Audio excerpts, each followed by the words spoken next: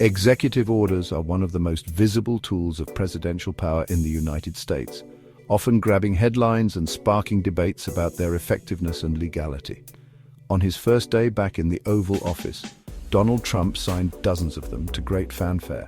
But how much do executive orders actually accomplish, and what are their limitations?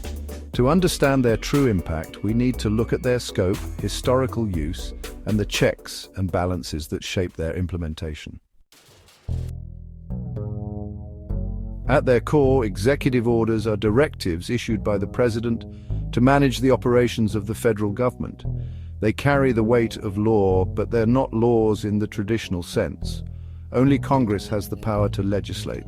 Instead, executive orders are used to clarify or direct the implementation of existing laws, set policies for federal agencies, or address urgent issues that require immediate attention. Historically, executive orders have been used for a wide range of purposes, from mundane administrative tasks to major policy shifts. For example, President Abraham Lincoln issued the Emancipation Proclamation as an executive order, a pivotal moment in American history. Similarly, President Franklin D. Roosevelt used executive orders to establish New Deal programs during the Great Depression. In recent years, executive orders have been employed to address issues like immigration, climate change, and public health emergencies. One of the key strengths of executive orders is their ability to bypass the often slow and contentious legislative process. Presidents can use them to enact policies quickly, particularly when Congress is gridlocked. This can be especially valuable in times of crisis, such as during natural disasters or national security threats. For instance, after the September 11th attacks, President George W. Bush issued a series of executive orders to enhance national security measures. However, the power of executive orders is not unlimited. They are subject to judicial review and can be challenged in court if deemed unconstitutional. In addition, a subsequent president can rescind or amend an executive order, which makes them less permanent than legislation. This impermanence was evident during the first Trump administration, which reversed several executive orders issued by President Obama, and later when President Biden rolled back many of Trump's orders. Critics argue that the reliance on executive orders can lead to an overreach of presidential authority, undermining the checks and balances intended by the Constitution. While executive orders can address immediate issues, they often do so without the input or debate that accompanies the legislative process. This can create a sense of instability, as policies implemented by executive order may lack bipartisan support and be more vulnerable to reversal. Moreover, the effectiveness of executive orders often depends on the willingness and capacity of federal agencies to implement them.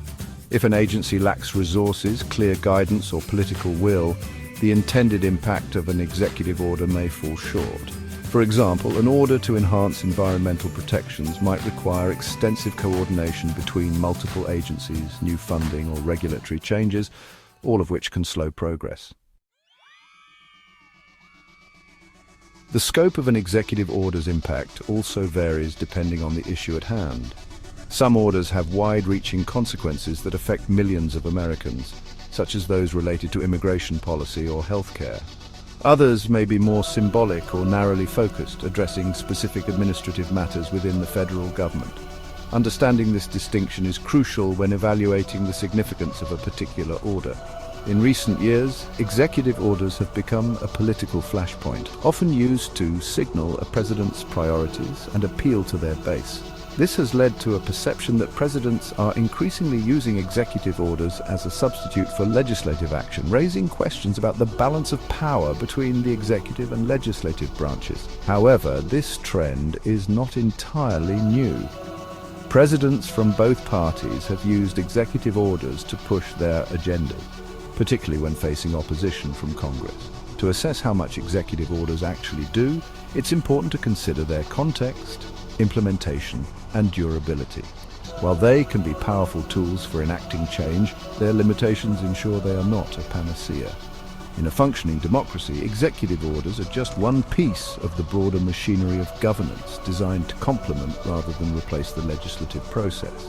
In conclusion, executive orders can achieve significant outcomes, particularly in the short term or during emergencies.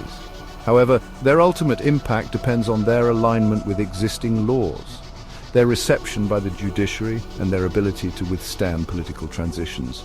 They are a testament to the power of the presidency, but also a reminder of the checks and balances that define the American system of government.